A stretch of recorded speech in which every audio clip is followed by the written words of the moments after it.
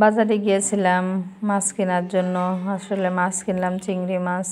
কি আর করব, বাচ্চারা যেটা খেতে পছন্দ করে সেটাই কিনতে হবে। আমি কিনেছি, কিন্তু তার পছন্দ হচ্ছে আবার হচ্ছে না। সে প্রত্যেকটা দোকানে ঘোরাঘুরি করছে, এটাতে ওটা কিনবে, যেটা যে দোকানে দেখছে সেইটাই সে কিনবে। তারপরে মাছগুলো বেছে বেছে অনেক সুন্দর মাছ দিয়েছে, অনেক ভালোই লাগলো।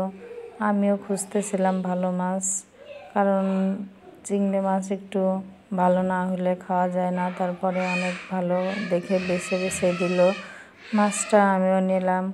মাশাআল্লাহ অনেক ভালো ছিল। কি আর করব, চিংড়ি মাছ দাম প্রচুর, তারপরও কিনতে হবে। খেতে গেলে তো সব কিছু ভালো মন্দ দেখেই খেতে হয়, এই জন্য মাছটা নিলাম। মাছটা ভালোই ছিল। এদিকে আবার আমার ছেলে, সে অনেকভাবে খোঁজাখুঁজি করতেছে অন্য মাছ। কি আর করবে, সে মাছ বেছে বেছে দেখতেছে, আবার আমাকে ভালো মাছ দেছে নাকি। কি করব, ওকে নিয়ে বাজারে গেলে তো আমাকে নাজেহাল করে ছাড়বে।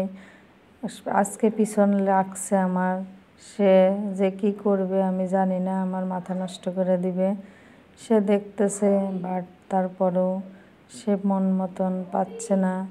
আবার আমার সঙ্গে বলতেছে আম্মু ভালো হবে কি হবে না।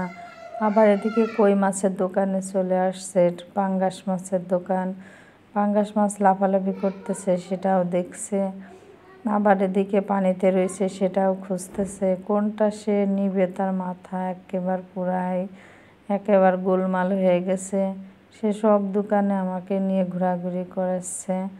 এখন কি করবে, বাচ্চাদের নিয়ে গেলে তো কেনার চেয়ে মজাটাই বেশি ঘোরার। সে ঘুরে ঘুরে দেখবে, কিনবে। আসলে মাছটা বেশি পছন্দ করে মাংসের চেয়ে। এখন দেখি যেটা পছন্দ করে ইনশাল্লাহ সেটাই নেব, সেই উদ্দেশ্যে আসছিলাম।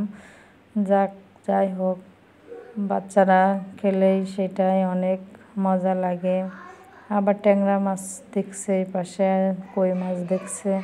সবগুলো দোকানে সে ঘুরবে, বাট ঘুরে ঘুরে দেখতেছে।